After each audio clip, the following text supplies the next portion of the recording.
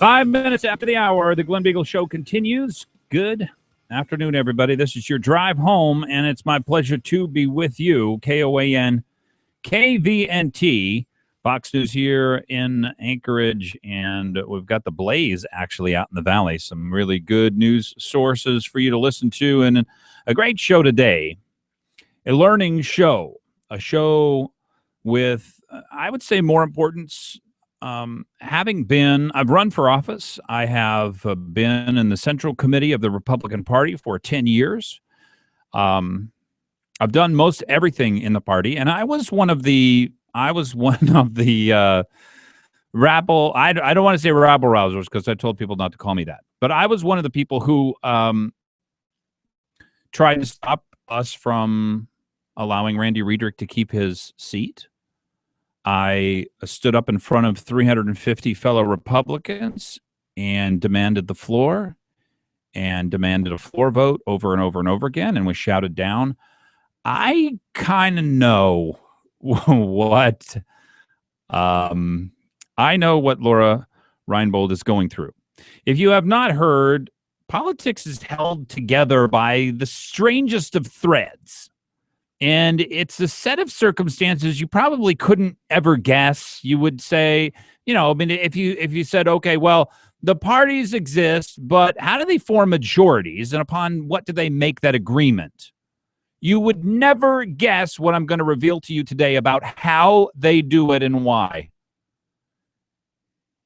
And that leads us to a discussion, I think the most important discussion, certainly, of Laura Reinbold's career, and one of the most important discussions because it causes us to pause and ask real questions about what are we headed as a state?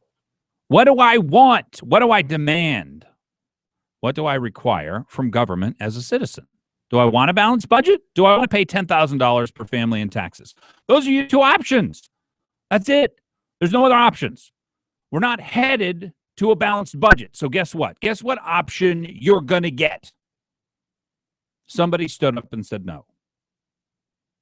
Now, I've got a lot of complaints, perhaps, about how she did it, about what her next steps are, because she's got every opportunity here to make of this what conservatives want her to be.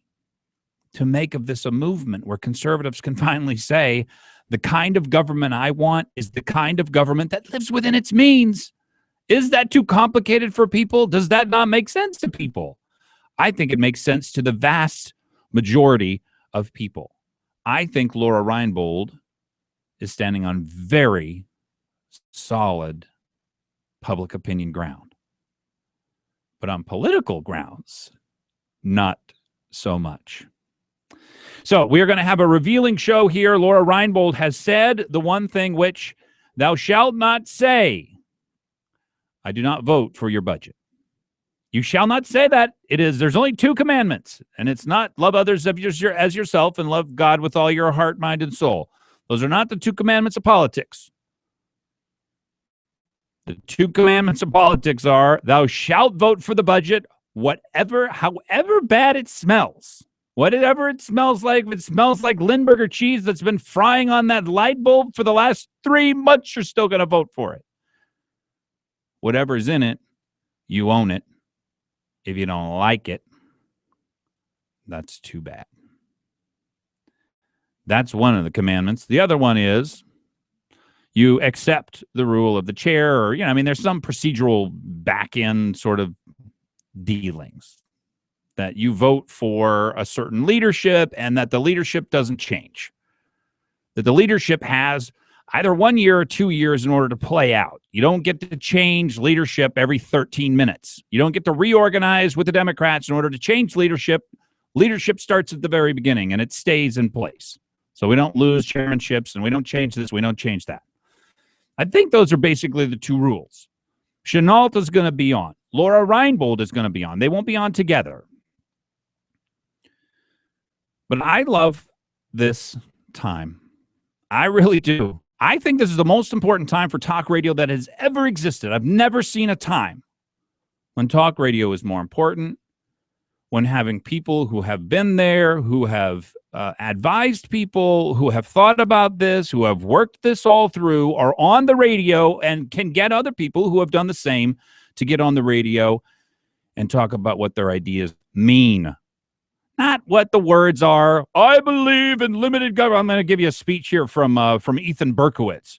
I believe in limited government, and we need to make sure that government only does that which is absolutely necessary. This is Ethan Berkowitz speaking here. What do these words mean? Absolutely nothing. He believes in government of the unions, by the special interests, and for the Democrats. He could say whatever words he wants. Words have meaning right now. They have not had meaning for a long period of time because higher oil prices always wrote in with another check, right? There was always another check in the bank, and it was always so much fun. How much are we going to spend? I don't know. How much do you want to spend? Well, I don't know. Have we got an extra $500 million? Hey, let's spend $1 billion. No. Let's spend $3 billion more than we spent last year. Oh, that'd be fantastic. Oh, this is wonderful. You're such a good legislator. I just love working with you. That's what it's always been for the last 10 years. I mean, that's most people's political lives. You don't remember what happened back in 2001 and 2000 and 1999 and 1998, 1997. People don't remember that the Republicans had to restrain Tony Knowles from going absolutely ape nuts. He couldn't be trusted with the budget for 5 seconds, for 1 inch. They had to be the adults in the room. Who's the adult in the room now? Republicans are trying to be, and they're going to make their case today on the program. Mike will make his case that he is the adult in the room. They are doing the right thing. They are following the will of the people. And Laura Reinbold will make her case that they're not going fast enough and they're not going far enough, and that she had to take a very dramatic step. All that laid out on the program today. You're listening to the Glen Biegel Show on KOAN, KVNT, 12 minutes after the hour. 569-1080. If you got any questions, any thoughts, any ideas, love to hear them. And 357-5868.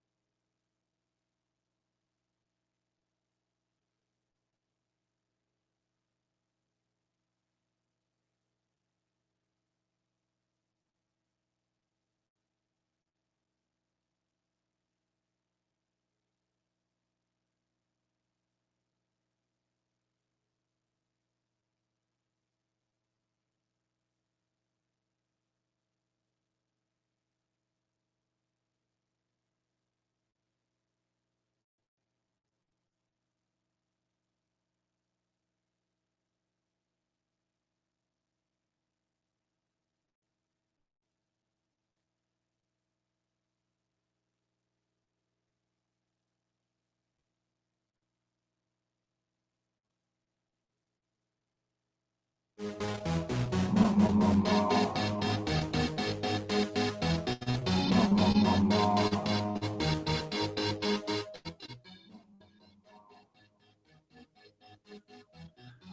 minutes after the hour, the Glen Biegel Show continues. KOAN-KVNT, if you are trying to find out where you are. You have never heard the thoughts and ideas that are going to be presented to you today because I would say very rarely, if ever, has what is going on right now happened. We have always thought, we're just going to have plenty of money. We're not really going to be in that. And in the end, who's going to pay? Somebody else. Somebody else is going to pay for the first time. Guess what? The answer is different. The answer this time is, who's going to pay? You're going to pay. Your job is going to pay. Your business is going to pay. Your family is going to pay. You're going to pay an income tax. You're going to pay a sales tax. You're going to pay a property tax. You are going to pay. You're going to pay. That's a totally different answer. Enter conservatism. So we have on the, is this Laura? Oh, who is it? Hello, welcome to the Glen Biegel Show. Who is this? Nancy. Nancy? Yes. Hi, Nancy. Welcome.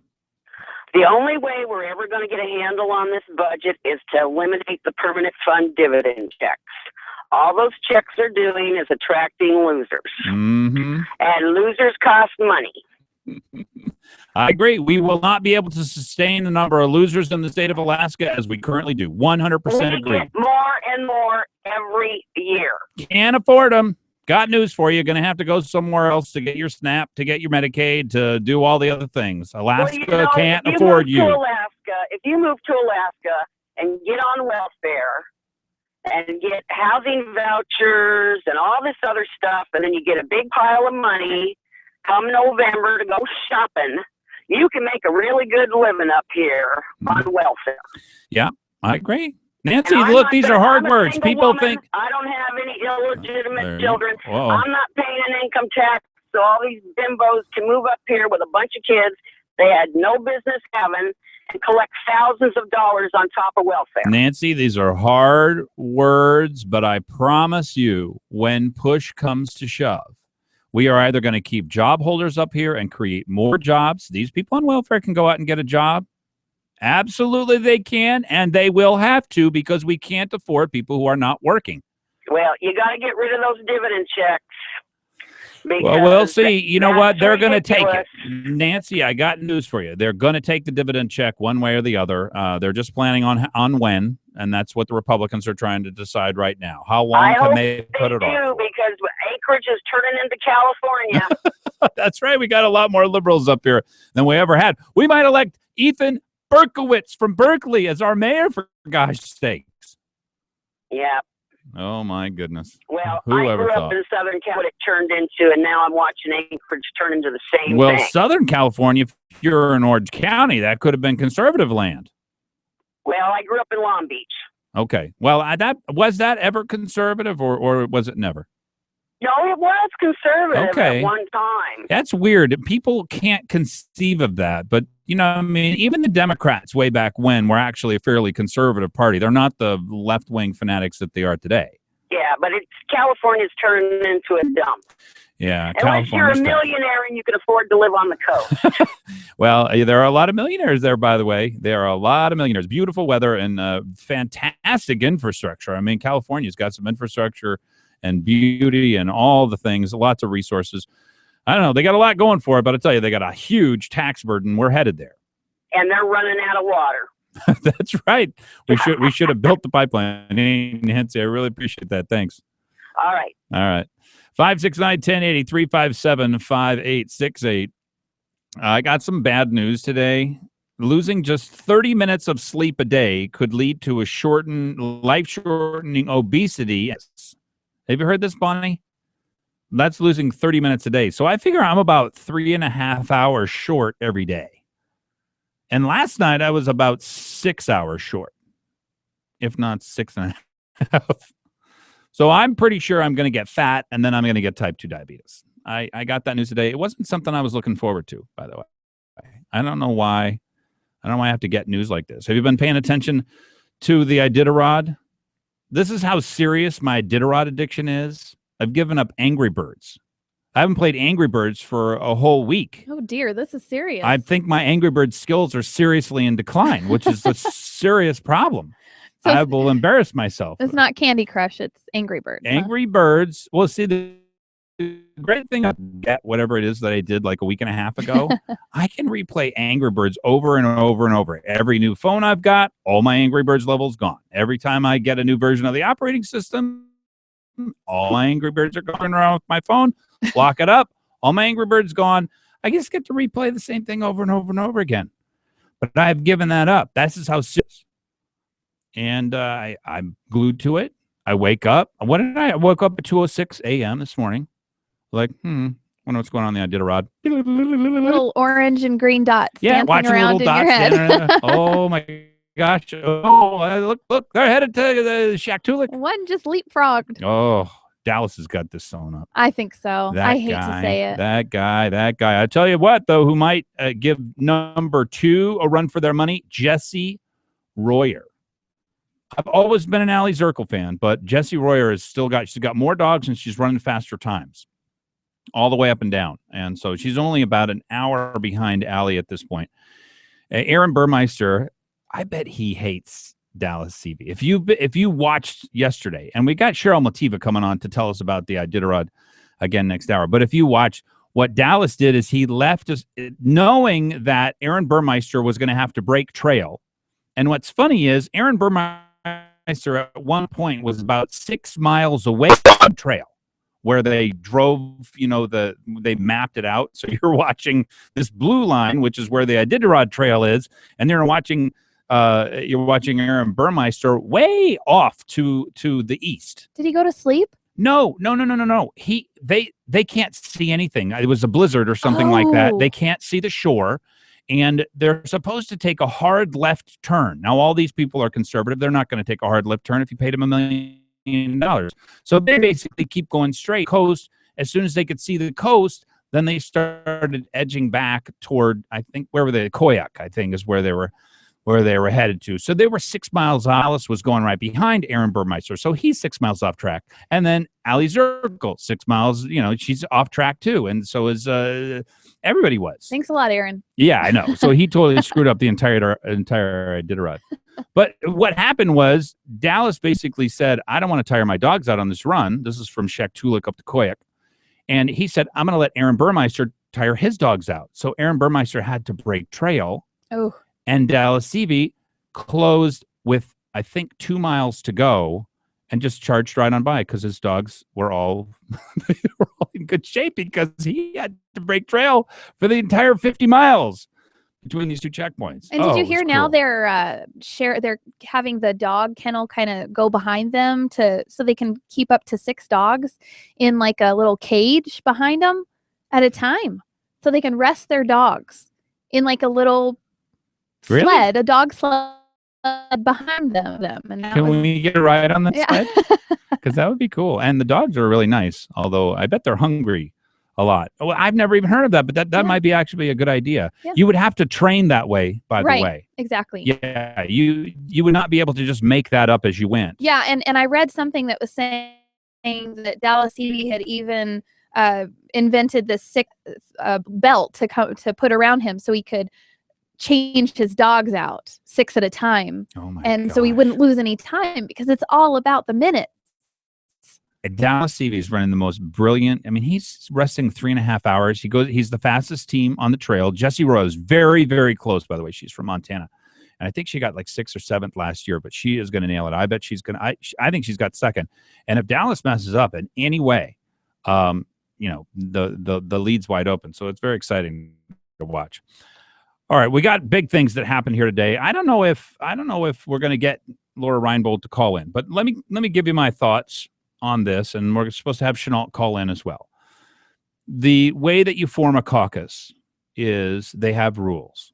The main thing which brings you together is you're Republican and you have a platform, and the platform tells you what you believe.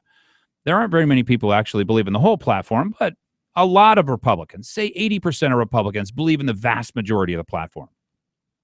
in school choice, in limited government, in personal responsibility, in a strong military, right? Those kinds of things, that government is supposed to have priorities, that it's not supposed to pay people to be on welfare for their whole life. It's not supposed to pay them not to get married, all those kinds of things. That's republicanism. Common sense.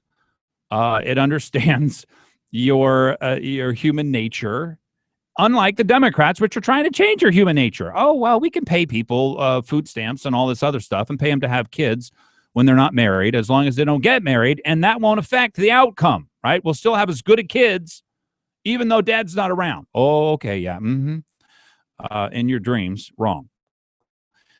All right, but you will notice, by the way, the Republicans haven't done much about it. You notice that? Do notice that. I mean, if you think back, Republicans have super majorities for a long period of time. We're the most violent state in the country. We're the most subsidized state in the country. We have places with the least percentage of jobs. We got entire communities with 50% unemployment. Come on. And most of the rest of the people are employed by government, which is not a very healthy job either. So there's a lot of problems. Well, we got a bigger problem, and Laura Reinbold has identified it. What she identified was, we can't just cut, you say you're going to cut 700 million. She may not even buy that. She may believe, well, if we're going to try to cut 700 million, I'm going to hold the line. I'm not moving. I'm not budging. I don't like this budget. And she did what I think she should have, which is, I have a problem with this budget and I can't vote for it. I can't. It's against my conscience.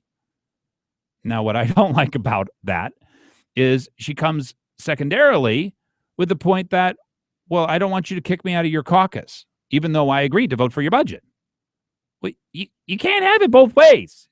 Are you trying to make a point here, or do you want to keep your leadership positions? You want to keep all your staff? You can't have it both ways. If you're going to vote against the budget, you want to be kicked out of their caucus because that was their rule. Now, if you want to lead us, and this is the real question I've got for Laura Reinbold, because Jeff Lanfield, I think, who's coming on later in the program, totally unrelated issue, said she's grandstanding. She's not grandstanding yet. She should grandstand. She should lead us. She should make the point that Alaska needs a smaller budget and that's the budget that the people of Alaska want. And she is the new face of that. She should propose a budget that we can all follow and get behind and support. Oh, wrapped up today. It's Monday, folks. 28 minutes after the hour of the Glen Biegel Show. KOAN, KVNT, 569-1080. Give me a call.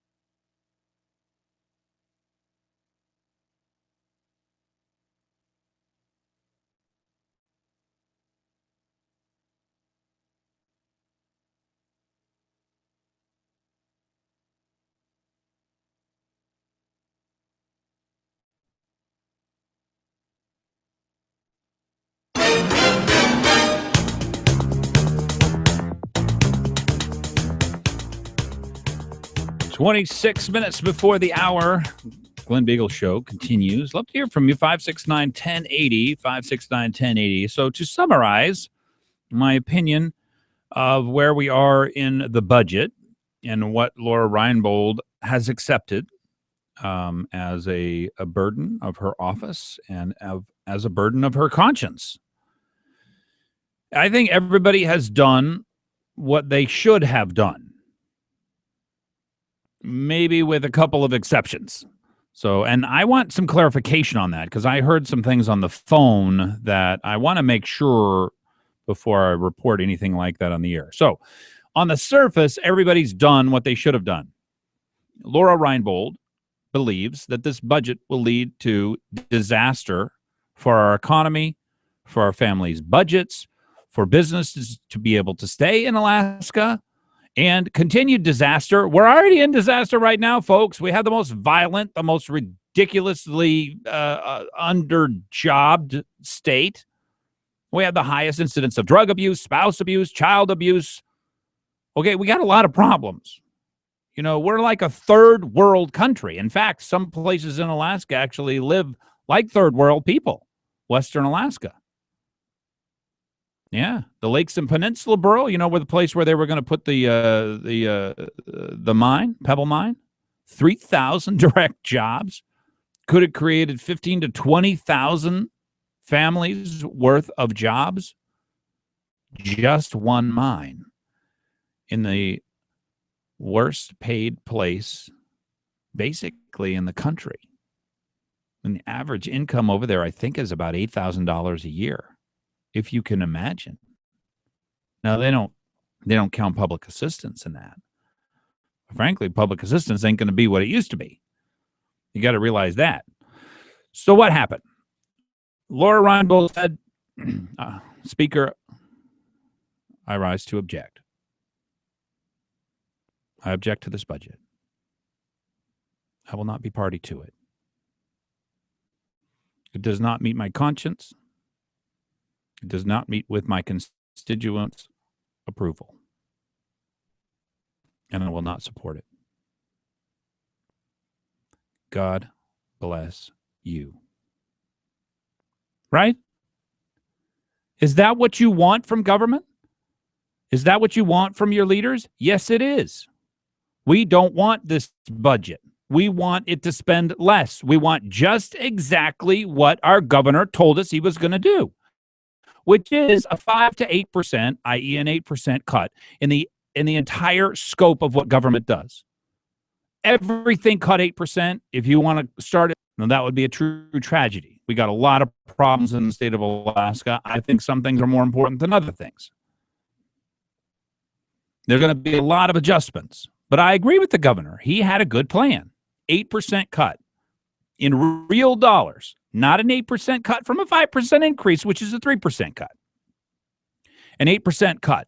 I agree with him. It's a good place to start. We're going to come close to that. Laura Reinbold's opinion is we're not going far enough.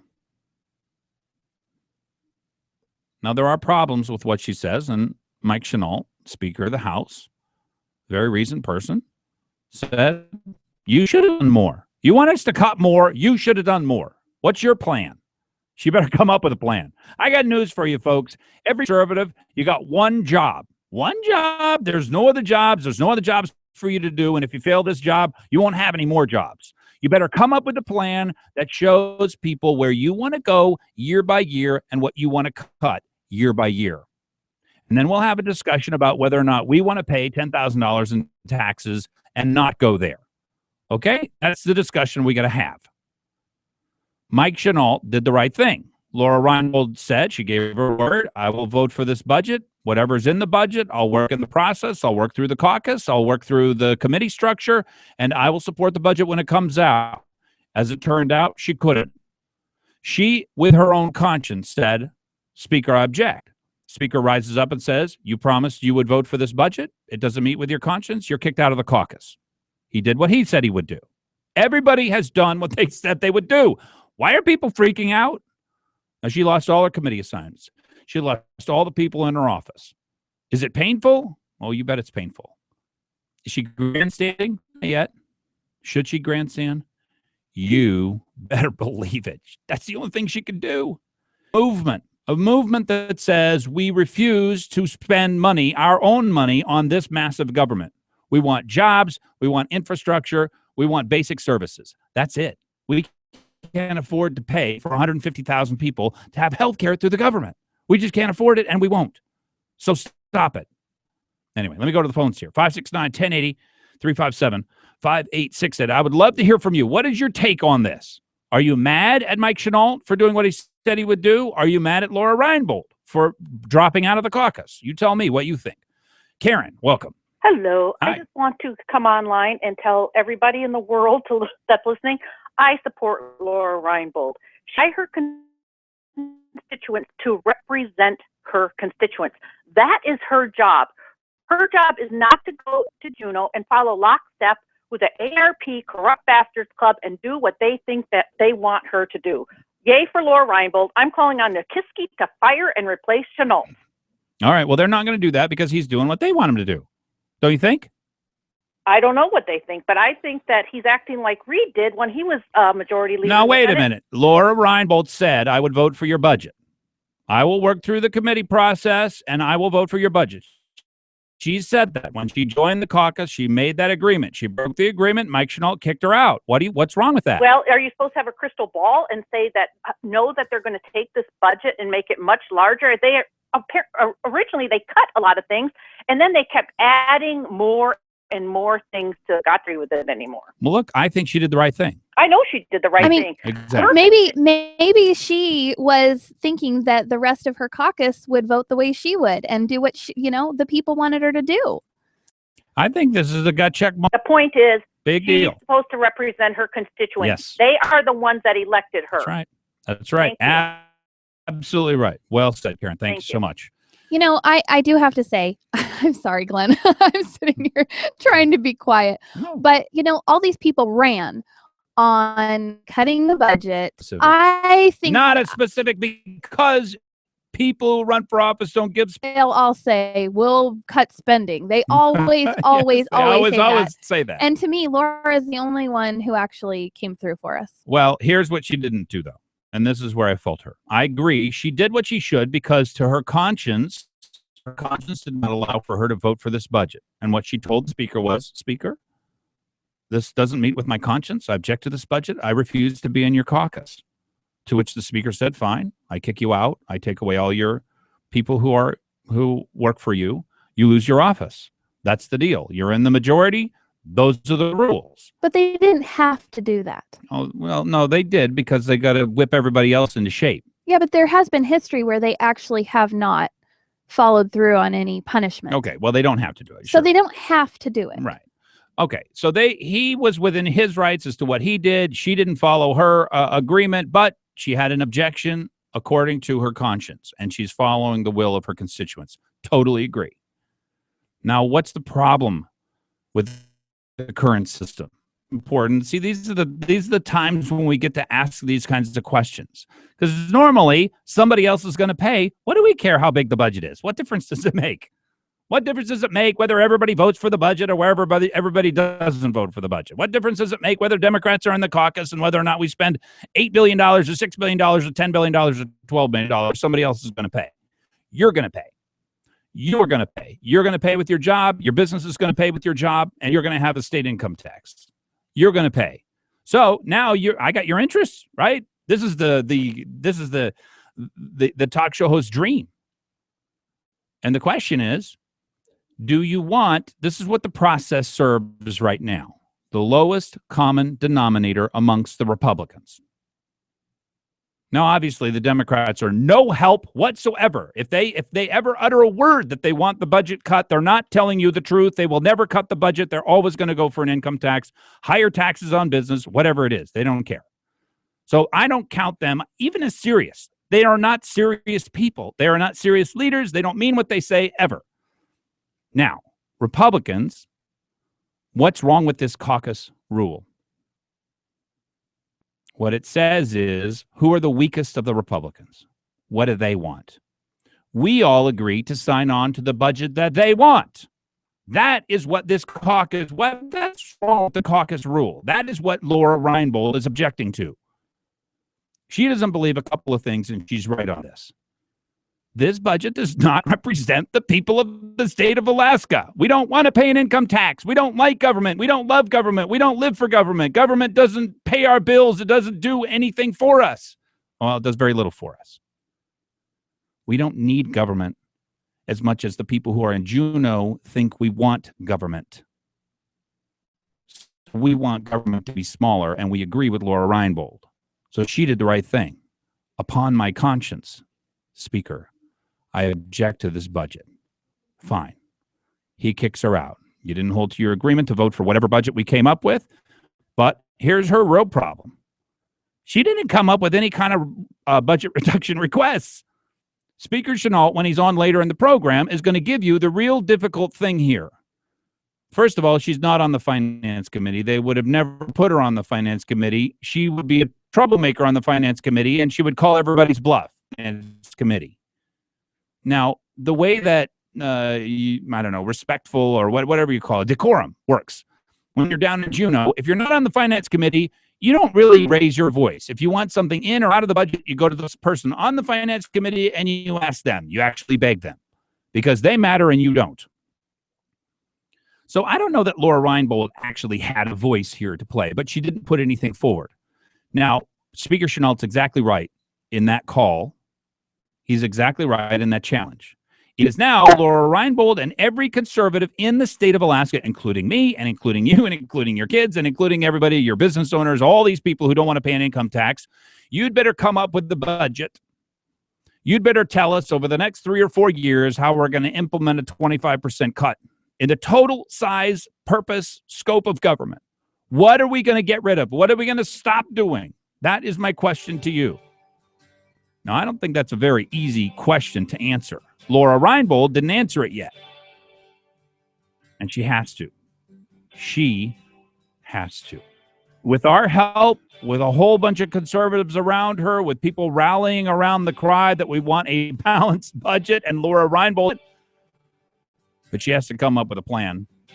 And that's a hard thing because the entire caucus is not coming up with a plan. So that's the reality of the situation. Jeff Landfield's going to be up with us just after this break. Love to hear from you. 569-1080, 14 minutes before the hour.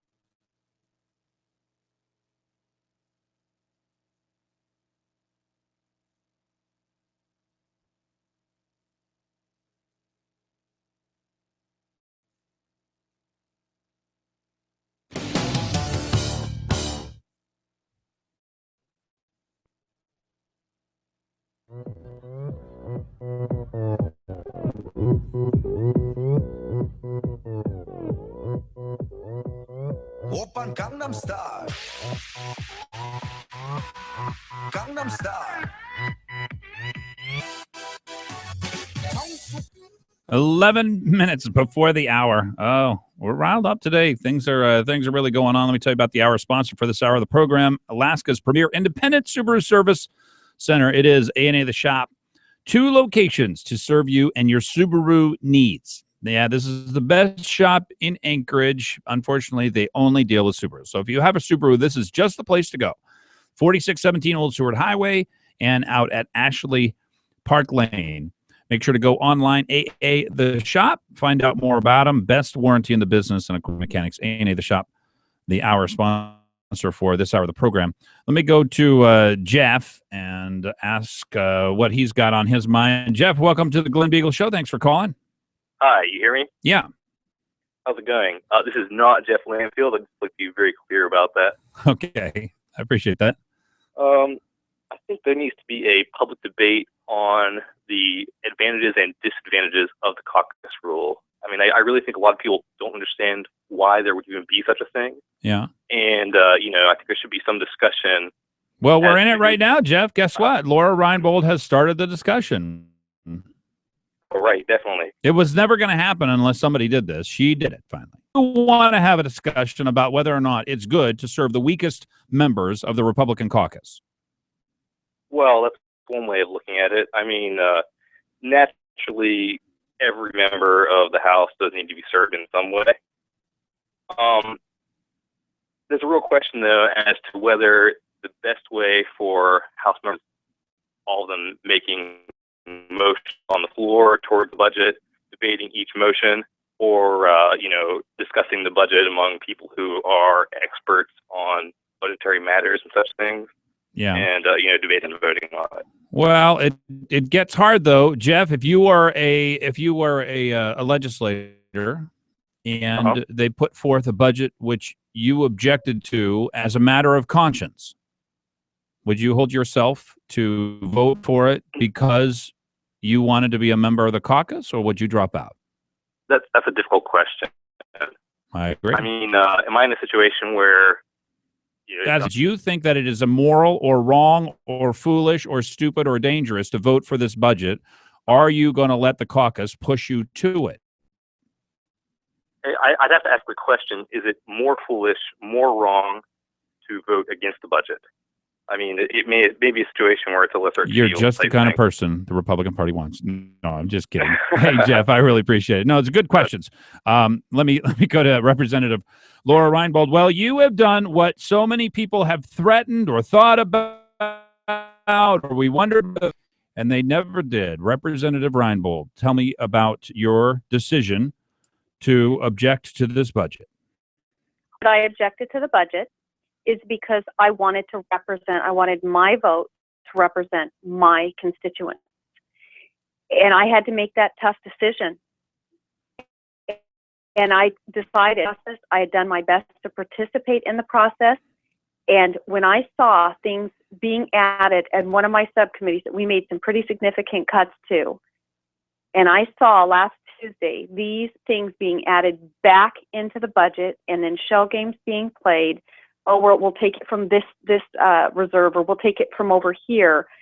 It was unimaginable. And I had to make a really tough decision, and I had to decide that the process, from what I was seeing, was not working. And I did not believe that the courage of the people that were on that committee were taking the steps that needed to be taken to reflect the magnitude of the situation. We created our budget on $105 a barrel. It is now $45 a barrel. It's a 60% reduction in revenues. That should at least take people's breath away to understand that we just lost probably 2/3 of the entire income of the state of Alaska has just evaporated. And some people are acting like, you know what? We got a whole bunch of money in the bank. I don't think it's any really big deal. That's right. And I've watched these employees. I've watched hundreds of people being flown down. Like, people have no idea that we're even in a crisis. They are living it up. And it was alarming to me. And I thought, when is the time to speak up? Do you put it down the road? Do you just wait and see what's going to happen? Or do you actually take a move and say, no, I just can't stand this any longer? So timing, I'm not sure if it was 100% perfect, but on my conscience, I had to represent the people who sent me here, and that was the reflection of my vote. In addition, please understand our 4 caucus principles, and I think principles rule over unwritten rule. If you go to our majority website, it says we'll live within our means. I ask, are we living within our means if we're spending $3 billion extra this year and $3 billion next year? It also says we're going to save for future generations. Where's the savings if we're spending billions on top of what we're bringing in? It also states that we will identify core government functions and set priorities. I haven't seen those. It also says we'll develop a long-term plan. I voted for the principles of the caucus, so I feel that I have a completely clear conscience because I voted for the principles that I signed up for in that caucus. Laura, you are now the leader, whether you like it or not, whether you accept the depth of this or not. You are a person who said this budget does not meet my values, and it doesn't meet the values of my constituents, and I have a higher calling than this party. And frankly, since you broke trust with me and started adding things back in, then what I said I would do, which is vote for whatever budget we come up with. People are obviously going to be confused about, well, how is it that they can require you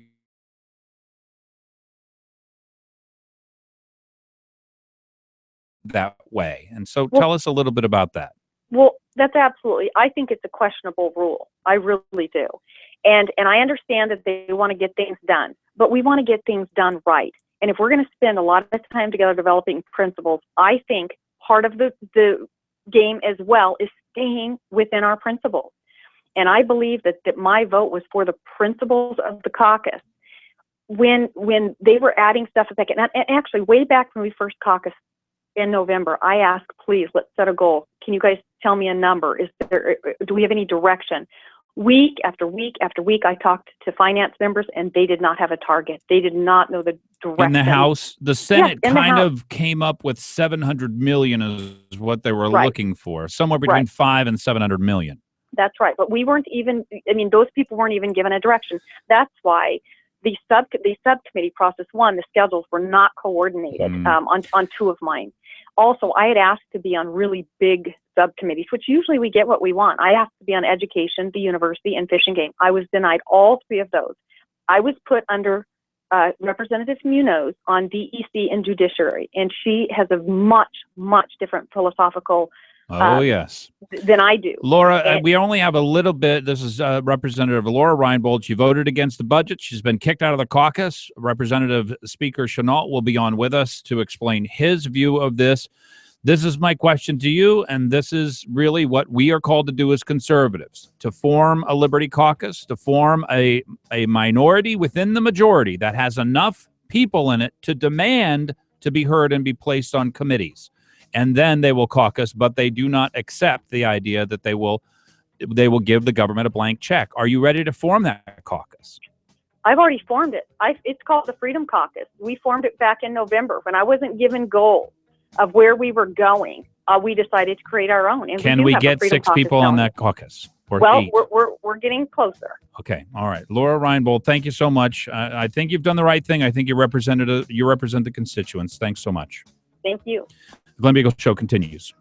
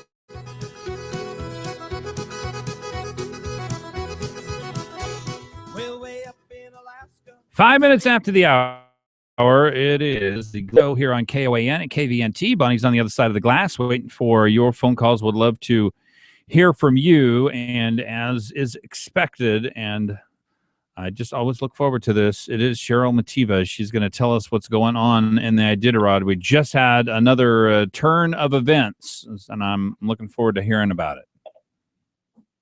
Well, I'll tell you what, it is an interesting race. And, you know, I always say every year, Glenn, it's not over till it's over. We've got, you know, kind of a top 5, top 10 is really falling into place. But Dallas Seavey and Aaron Burmeister seem to be having quite the battle out there on the field. They are back and forth, back and forth. But right now, Dallas Seavey has left the checkpoint of Koyuk, and he still has a strong team. He has 11 dogs. He came in with 12, left with 11. And then right behind him, Aaron Burmeister has not officially checked out, but he has got to be leaving momentarily. Okay, yeah, and that's not even we don't see that on the list yet. So or on the GPS tracker. So he must just be heading out.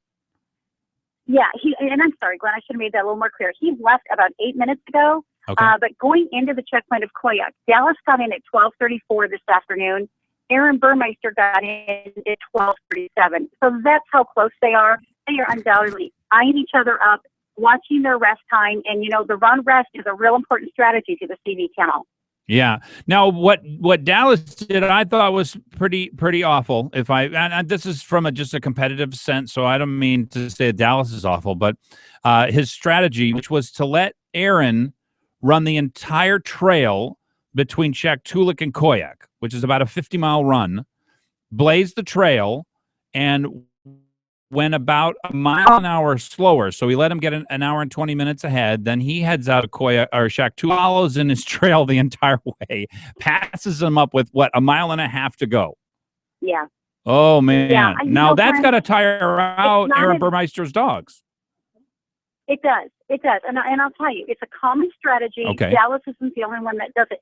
Susan Butcher was known to do that when she used to run the Iditarod as well. You out on the trail, mushers, a lot of mushers, it's part of sportsmanship, and they take turns breaking trail for each other. They help each other out, particularly when they're running that close. It's just one of the things, you know, a lot of them do for each other. Okay, it's not bad. This is not a bad thing. Right. Okay, good. Strategy, and I guess it's all competitive. All right. Well, and now here's the turnabout, though, because if Aaron Burmeister does leave Koyuk here soon, then Dallas will be breaking trail for him. Right on, brother. You nailed it, and it could be a whole different ball game. And you don't know. You know, we're sitting here in our armchairs. It could be even that at that checkpoint at Koyuk, they had a conversation, and Aaron said, "Hey, buddy, it's your turn to lead out." I mean, you just don't know what takes place out there. But either way, you're right. Dallas is going to be breaking trail now for Aaron. However, from Shaktoolik to Koyuk, that is a tough part of the trail. That is crossing the Norton Bay. The winds have been about 30, 40 miles an hour. So no, Aaron took a beating on that one, and we'll see what happens here on out. But his dogs are coming into the home turf. You know, he's a Nomite. Okay. So he's got a lot of fans here in Nome right now. He's raced this a lot of times. He probably knows this part of the trail really well. I think the most important thing for you to know, though, is your dogs at this point. Absolutely. Absolutely. And it's interesting as you even look at your top 10, top of 20 mushers. As always, the cream kind of rises to the top, and you're seeing the mushers that we're all familiar with, a lot of those former champions, a lot of people, you know, Allie Zirkle and Jeff King, and go down the list. We know the names. Jessie Royer, keep an eye on her. She's a phenomenal musher, and she's one tough lady. So we'll see what happens. What's interesting on the trail right now is times are getting a little closer. And in Nome, which is where I am right now, Glenn, you can feel the excitement building in the air. You know, we have a lot of school kids that follow Teacher on the Trail program. If this whole town turns out for a grand celebration, and you can feel it in the atmosphere. When are they expecting the teams to come in? They've got a 8-hour layover in White Mountain or Safety? Yes. Which one? White Mountain. White Mountain. Okay. White Mountain. Yep. And then they'll have a big rush. Yeah. Yeah. What happens at White Mountain, Glen, is that's actually coming onto the river, and there's trees. It's not quite as barren. White Mountain, they start heading along the Bering Sea again, and it can be quite stark and quite windy. But that's a nice checkpoint. There's some immense the town's really warm and friendly. It's a nice place for that layover. But what we're looking at right now, if they hold to these times, sometime early Wednesday morning, I'd say between 3 and 7 a.m. And is that a record, or are we? I don't even know how. I mean, anymore. These guys are so fast every year. They're so competitive. Exactly. I'm to the point now where I'm like, well, it might be, but if nothing else, it's going to be pretty darn close. And I don't know. There's a point where can you really go any faster? Because they're only getting. I mean, Dallas has been getting 4 hours and 16 minutes, and that's with bedding his dogs down and feeding them and getting hay and getting everybody ready, and then getting everybody back up and harness back up. I mean, it does. There's a lot of time in just dog care, getting your dogs fed, taking care of their feet, getting them bedded down in straw so they're resting. And the dogs are amazing. They are trained and they learn when they pull into a checkpoint. As soon as that straw goes down, they immediately bed down and go to sleep. And as soon as because the musher has to heat their water, heat their food, by the time that's done, and it can take as much as a half hour to 40 minutes if they're doing a hot meal, the dogs are already getting rest and getting rehydrated very, very quickly. And this was a good checkpoint for resting, that's for sure. Cheryl Mativa on the phone with us. We just got a little bit more time. Any upsets? You say we should watch for Jesse Royer. Watch for Jesse. Of course, Allie's having a strong race. But if you look at those top placements, Jesse has been a top 10 finisher. She's well respected, and she's like Allie. She's really, really tough. Mm-hmm. So definitely watch for her. But I'm looking at Jeff King, who last year he just started blazing, and he is a calculating musher. He knows that trail as well as anybody. And I would not be surprised if suddenly you watch him just kind of put the burners on. Mitch Seavey arrives in Koyuk, and his son leaves 5 minutes later. Is that possible that is coincidence? Can you see the high five as they pass? I don't think there's a high five. There's a dad, you're not going to beat me. Not a chance in the world. See you later. That's right. I love it. I love it. What a great race. What a fantastic time. I hope people get on the GPS. This stuff is so much fun. It's the greatest race on earth. Cheryl Mativa, thanks so much for being on the program. My pleasure, and I'll talk to you tomorrow. All right. Thanks so much. Yeah, Dallas is leading out of Koyuk right now. Stay tuned, folks.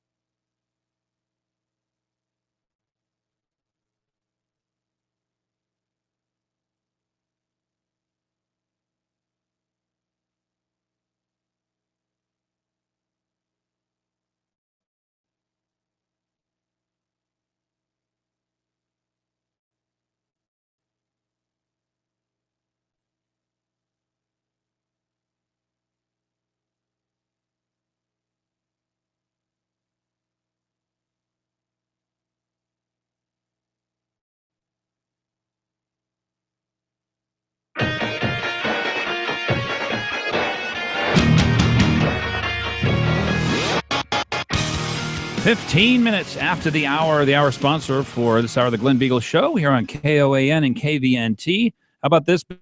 Best-in-class services. Are you looking for a dentist? Maybe for your kids. Maybe you've waited for a long period of time, and you know that people aren't telling you that they can't be around you because there's something wrong with your breath.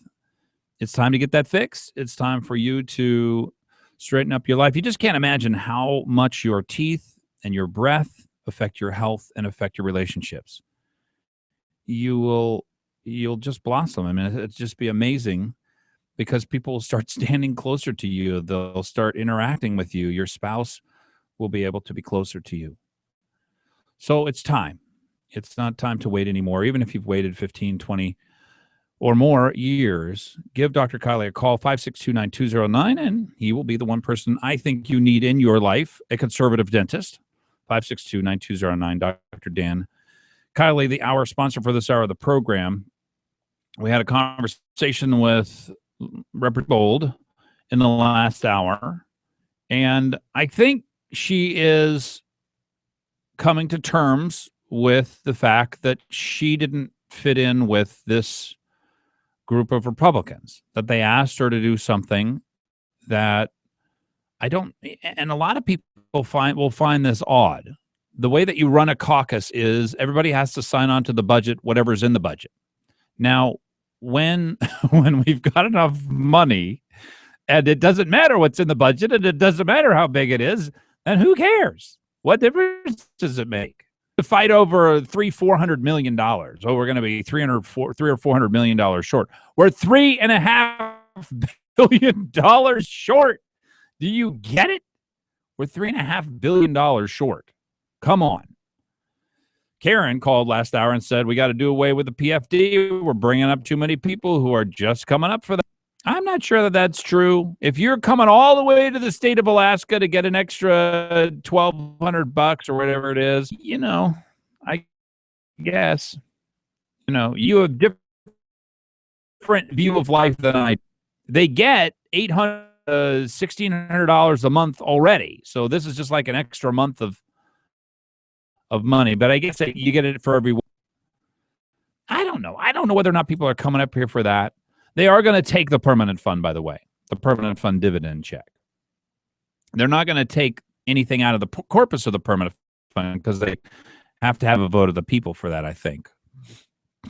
But what they are going to do is they're going to take the earnings of the permanent fund, and there are billions of those. So every year we go through and we have this fantastic, wonderful, we just paid Wall Street to grow the to grow the stock market, right? We printed $1 trillion. We handed it over to them, and they keep growing the stock market. Our permanent fund keeps growing. So we're happy about that. But they are going to take the earnings of the permanent fund, which will eventually take away our dividend. So I think that's where they're going. That's kind of the debate that we're having right now.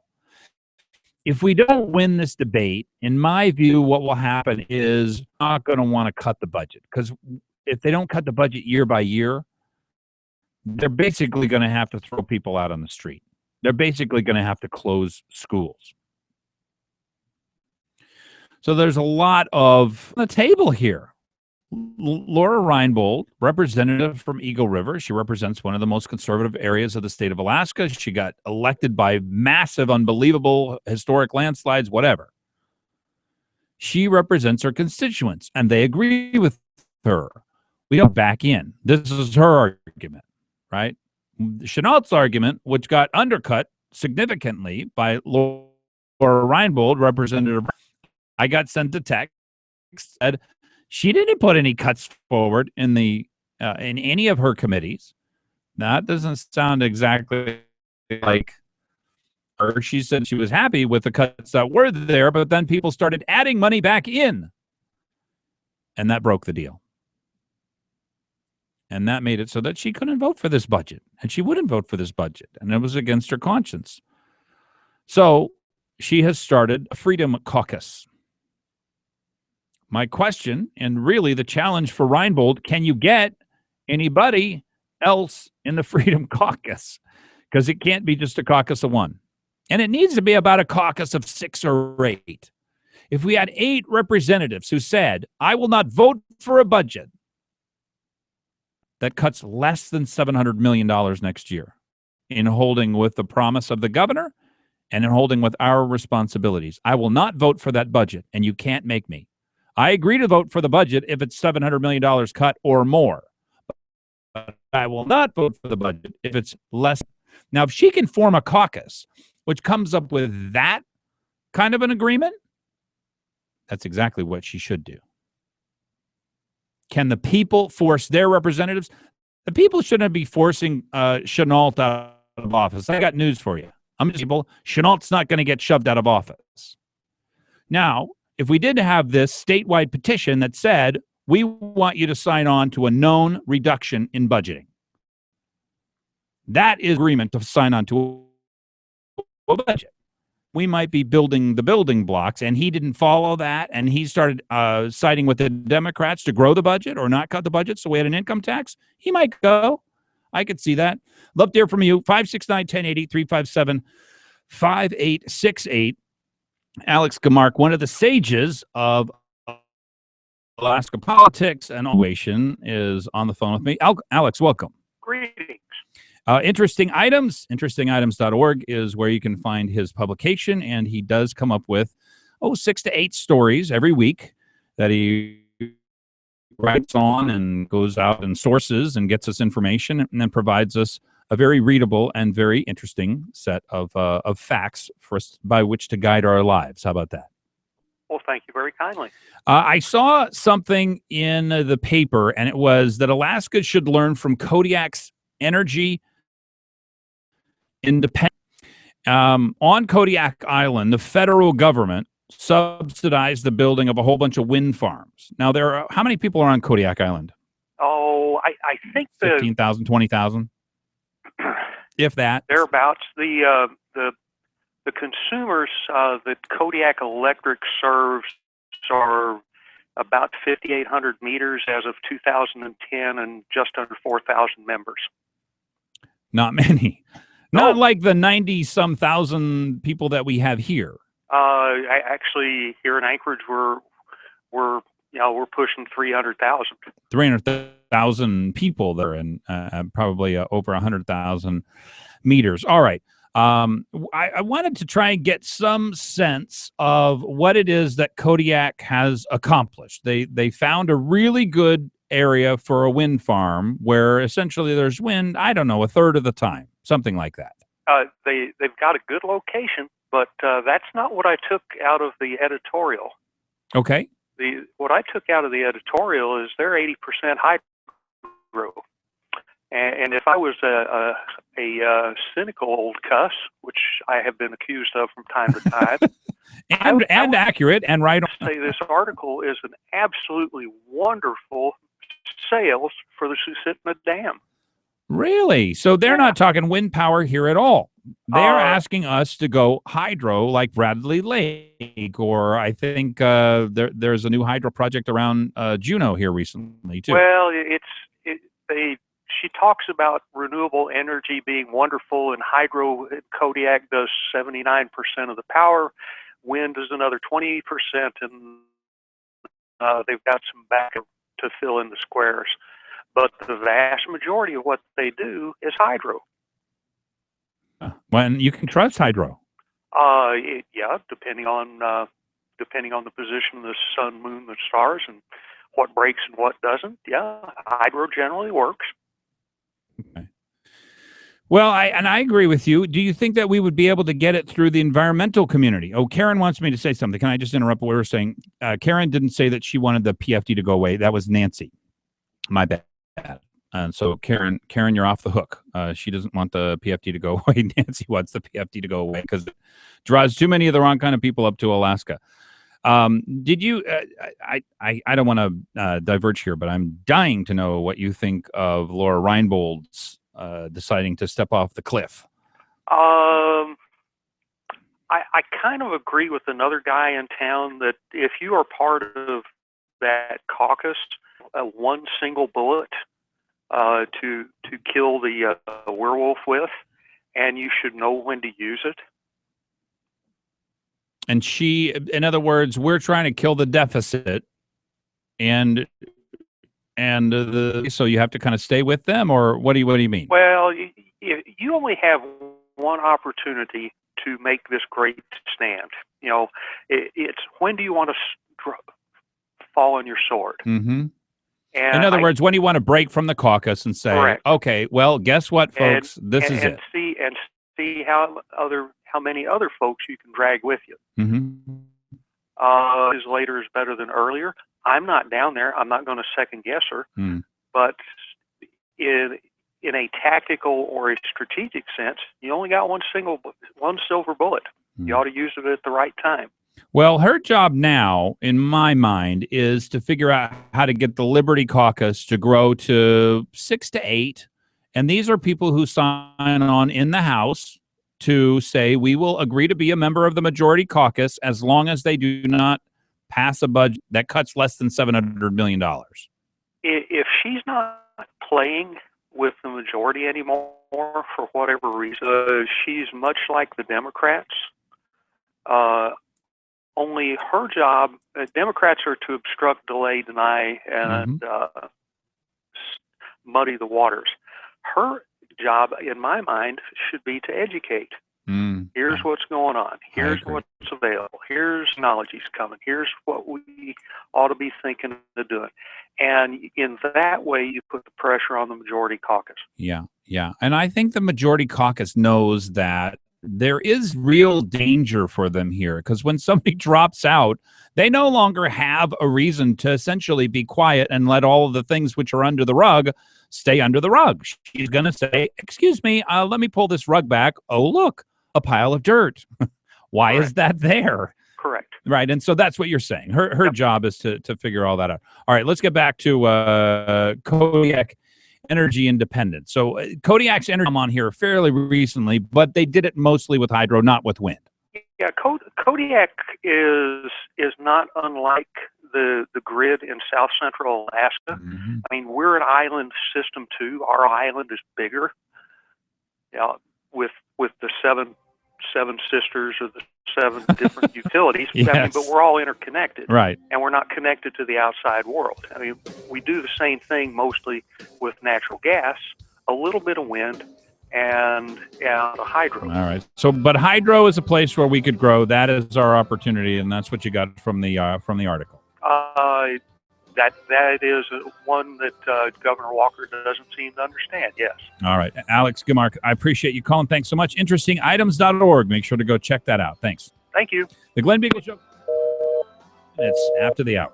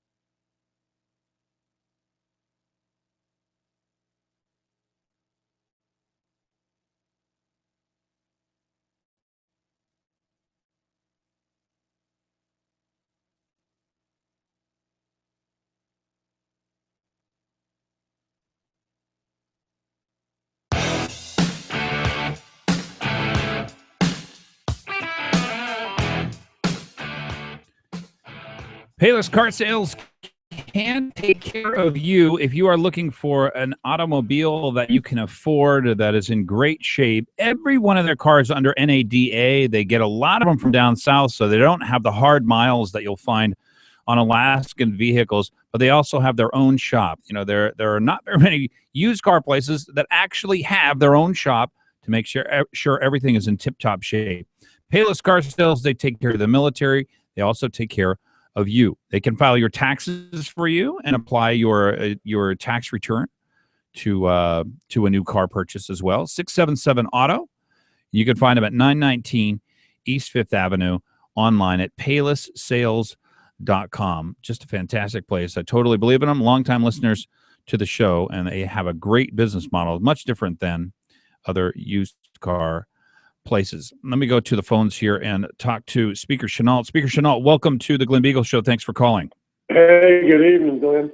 It is, a lot of times these things come close to happening, but very, very rare happen. One of the members who signed on to the majority caucus at the beginning has decided to leave. Laura Ryan, tell me about the situation from your point of view. You know, Glenn, I guess in any organization rules that most members follow, it makes things, I guess, work a little bit better. And as long as you know what the rules are before you join an organization, then know what the consequences are if you decide that you don't want to abide by those rules that you committed to and leave. What Representative Reinbold did was join our caucus. Basically, two rules. One rule is that you uphold the ruling of the chair, which basically means that on movement of legislation across the floor, if something comes up where, let's say, the minority doesn't want to move the bill, and we get into a disagreement about it, that they will uphold whatever ruling that I have to make. I see. And what that allows is for the committee process to work. Otherwise, the Democrats would just kill a bunch of bills on the floor, and then they'd never get assigned to committee, and then you've got chaos, and we don't have a functional majority. Well, you don't have a functional majority, and you don't have a functional government. So the other rule is that on the budget, and the rule is you will vote for the budget at the end of the day. And Representative Reinbold chose not to vote for the budget. But before you even get to that point, you have numerous subcommittees, a subcommittee for every department in the state. You are assigned to different subcommittees. And in those subcommittees is where the budget process starts. You go through that, and then you offer amendments. If you want to take money out, or you want to put money in, or you want to make a change to maybe how a program is run, you put in amendments, and you try to get the support of the subcommittee members there, accept your amendment. The next step is the bill, once the subcommittee work is done, the subcommittee work goes to the full finance, and full finance takes up the complete budget. And you have another opportunity there to work with members on the Senate or on the House Finance and put amendments in there. If you didn't get what you wanted in the subcommittee, or you weren't a member of another subcommittee that maybe you wanted to be on, or you had some ideas about, then you work with those folks to try to get your amendments heard and maybe passed. Your third step is you get to the House floor, and you have the opportunity to offer amendments there. Then they have the opportunity to be voted up or down on the floor. That's correct. No different than they are in the opportunity to interact with the budget process. That's correct. Okay, but at the end of the day, if your amendments and your suggestions fail, you agree to vote for the budget, that whatever the will of the rest of the legislators is, whatever agreement they've come up with. Well, and you have to understand, Glenn, that's half of the process. That's the House process. Then the bill moves over to the Senate side, and it goes through the same process. But Laura's not being punished for whatever goes on in the Senate. She's being punished for what she didn't like about the House.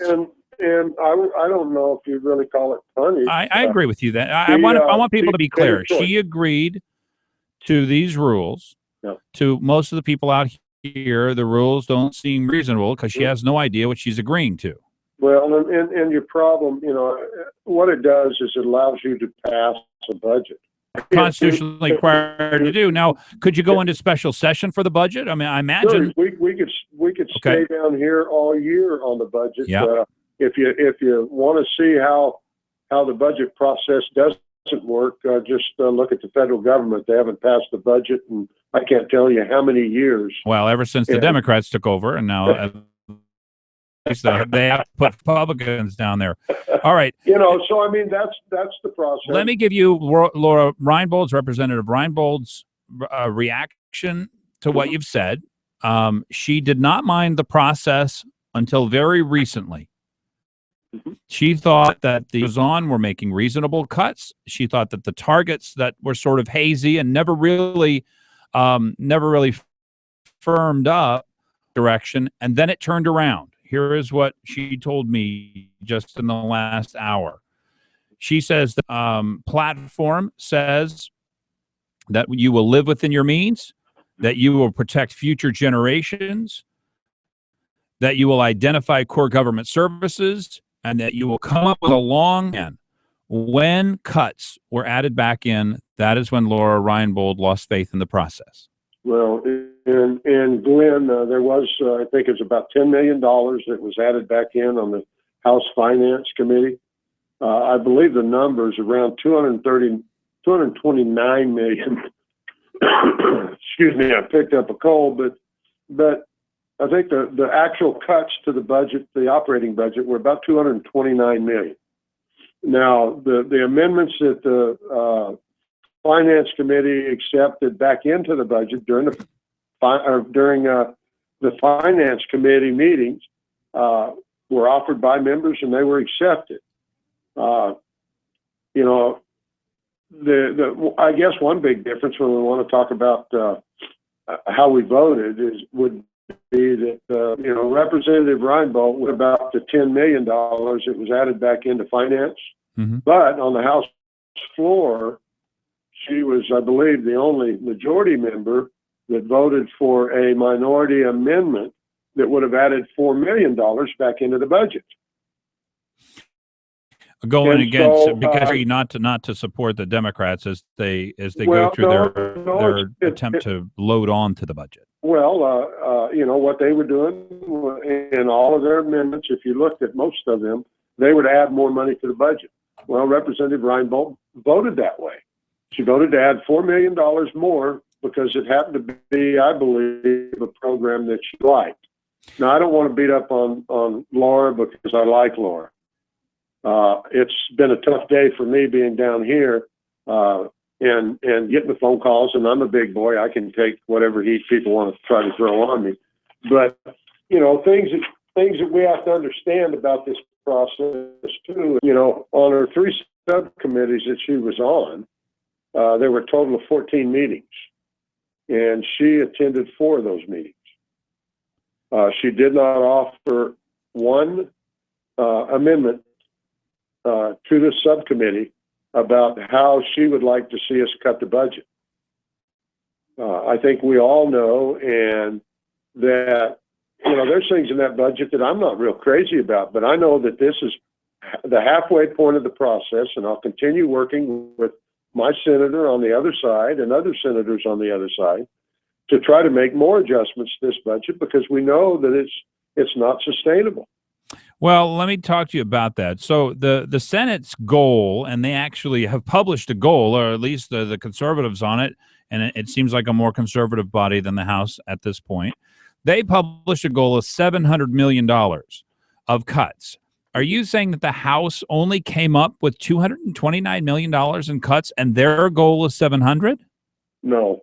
I believe there was about 400 and something million in the capital budget. I was talking strictly the operating budget. Okay, so I they're including the 400 million in the capital budget, and you're just talking about the 229 million because the operating budget comes out of the House. That's correct. Okay. I believe it's 440 million out of the capital budget, 229 out of the operating budget, which is 669 million dollars.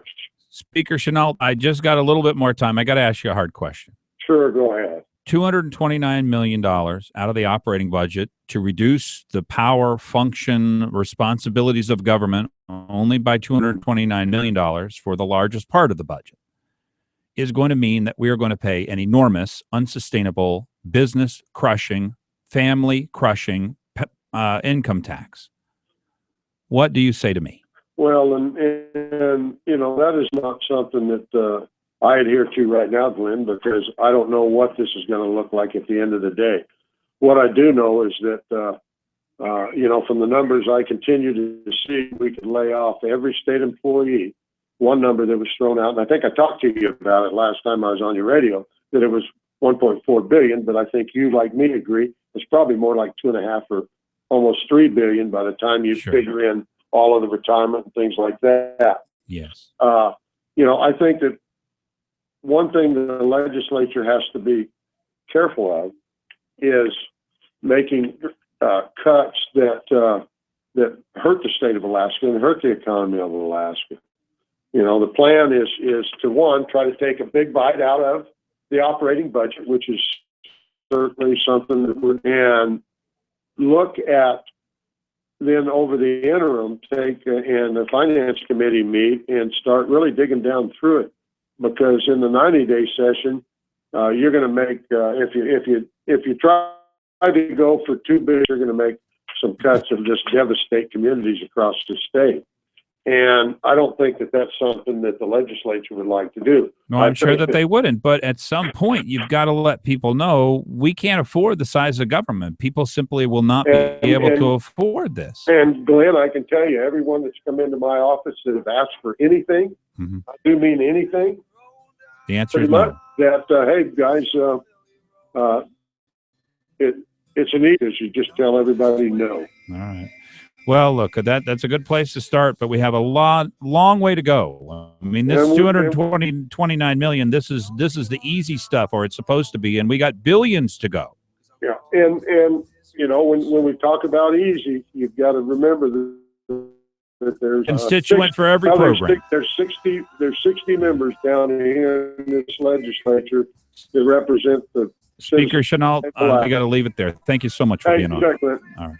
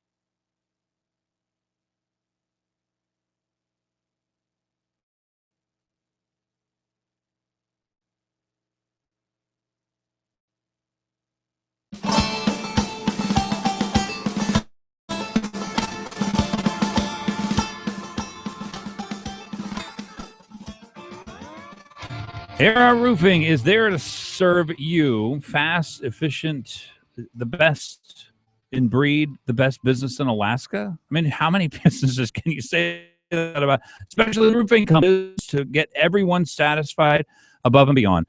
There is story after story after story. Go read about them on earhartroofing.com or just give them a call. Always include them in your bidding process. Most important thing, residential, commercial, doesn't matter. They got 25 trucks, 60 employees. There is no job that they 5555. When you think roofing, think Earhart, EARHART. Jeff Landfield and I have had a long time, somewhat interesting relationship, I'd say, Jeff, because well, no, I don't know what I don't really know how to classify it, but you've kind of been figuring out what your politics are. I didn't even know that you were political when I met you. Must have been years and years ago. Yeah, no, it wasn't long. Can you hear me? Oh, yeah, there it is. There it is.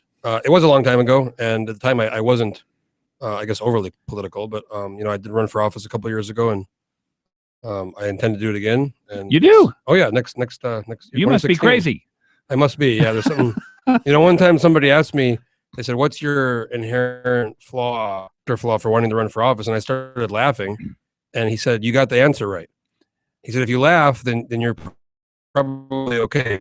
He goes, "The people who don't laugh and who start they take it sad, oh, wow. those are the ones who you shouldn't be." Well, here's another flaw that you have. You are successful.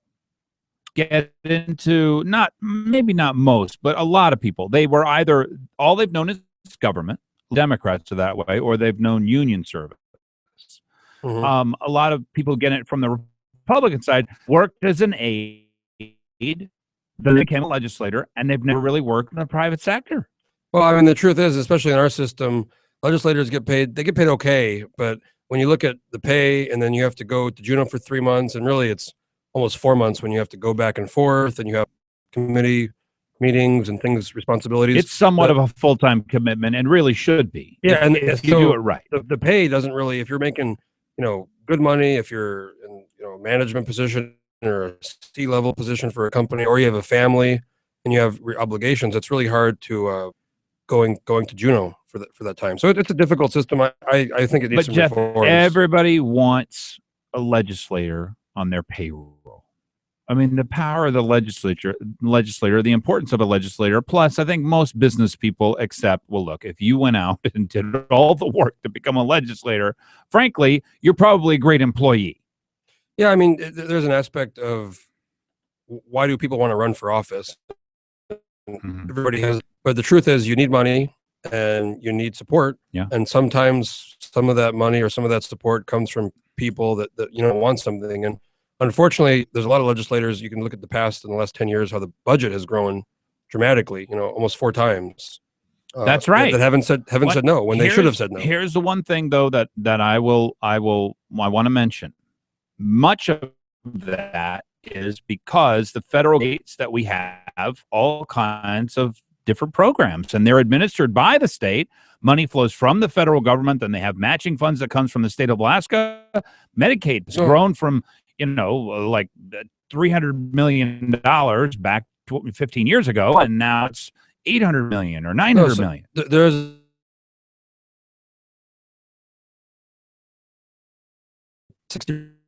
budget is consumed by education and healthcare. Just those 2 items. Wow. Let me go. We've been talking about Laura Reinbold, and I got a couple people calling in, so I know you're interested in that too. We're going to get to the state. Very important. Anchorage Community Councils. They're holding a state of the city. 8 local leaders will give their perspective on key issues facing the community, and that's coming up Tuesday, March 17th. Is that tomorrow? Tomorrow night at the Lusac Library at 6:30. It's a free event. 8 local leaders who are talking about a variety of different issues facing the city. We've done it every year. This year we decided to add one for the spring. It's been a really good event. And like I said, there's going to be a pretty wide variety of speakers, 8 different backgrounds, lawyers, community activists, Gunnar Knapp from the Institute of Social and Economic Research, Margaret Stock, an immigration and former military officer, immigration attorney, Caitlin Shortell, marriage rights advocate, Chris Constant, to talk about what's going on in Fairview. it's going to be a really good event. All right, and it's put on by the Federation of Community Councils. Federation of Community Councils. Very informative, and I hope people get a chance. 6:30 p.m. It's after the show. That's right. So that's you can okay. listen to the Glenn show, and then you can head over to the event. All right, let me go pick up some calls here. Terrence, you're on with Jeff Landfield. Welcome. Hey, how are you? Hey, Jeff. Hey, how's it going? I'm doing fine. I heard you were on with the speaker and some others. I don't want you to tell me what was in your conversation with them, but a lot of people are getting involved here and trying to figure out what Laura Reinbold has done and whether they like it or whether they don't. So, yeah, I'm not a constituent of hers, but as a voter, an active voter, and somebody who's involved, I can't stay in touch with all of our representatives so that I can put forth ideas and thoughts of things that they're introducing. The issue I have with what's happening now is a process issue. Mm-hmm. Speaker Chenault, he is echoing cabal of power. And to me, when a caucus, the rule of a caucus between the voter, constituent, me, and my legislator that I send down to Juneau, or even one that represents me from a different, that's wrong. And I think that the thing I'm hearing now from some of these legislators is this issue. It's not about how much we want to cut. Laura's number is different from mine. Mine's different from Chenault. They're different from yours. The numbers we can all kind of move around. They just fudge. Of course, to me, they are definitely not anywhere close to where they should be. But the question is a process and whether or not our representatives are free to represent us. Exactly. And the rule needs to change. Because a caucus, I have no problem with people caucus concepts. Tell them they have to vote for a budget that they don't even know what's in it. That Terrence, what that allows, and Jeff, what that allows and forces us into is a situation where we get the worst of the common denominators. Whatever the weakest part of the Republican Party is, that's who we cater to. I don't like the rule. She did force her to vote. Yeah, she did vote no. She had some consequences for that. But she got kicked out, like their rules say. What I've said, and for a while, and what makes sense is you go form a majority, and there's a meeting, and they get together and they decide priorities, they decide leadership, they decide rules. You don't have to join. You can make it a clear point. I don't like this rule. Mm-hmm. Here's why I don't like it, and then you reason with everybody. And it's 40 in the case of the House. It's 40, and then the majority is I think 27. Yeah. So it's 27 people, and you have to. There's horse trading going on. You make deals. You talk to other people in the majority, and you say, I don't think it's fair. We have to vote for this budget, and you do it at that. Join, take all the benefits, get a committee chairmanship, and then when it comes to the point where you got to put in your vote, you said there has to be a consequence. Otherwise, the whole thing would turn into chaos. Dan, welcome. Dan Ham is on here with us from the Republican Assembly. You got thoughts on this, I'm sure. Yes. Thanks, Glenn. And we're down to just a few seconds here, so make it quick. Sorry. Basically, the caucus rule must go. That's the only way we're going to get control of this budget. Well, Dan, it is up to conservatives to stand with Laura Reinbold and figure out how to make that happen, because it's not happen. It's on its own. Them to do is kick people out and punish them if they don't follow this rule, where you must vote for a budget that you haven't even seen. Yes, and that's our mission, to get rid of the caucus. All right, well, but look, I am calling every conservative out there. Get a budget written, get a plan written, and have some people sign on to it. Dan Ham, thanks so much for being with us. David Boyle, apologize, couldn't take your call. The Glen Biegel Show, it's Monday. God bless, folks.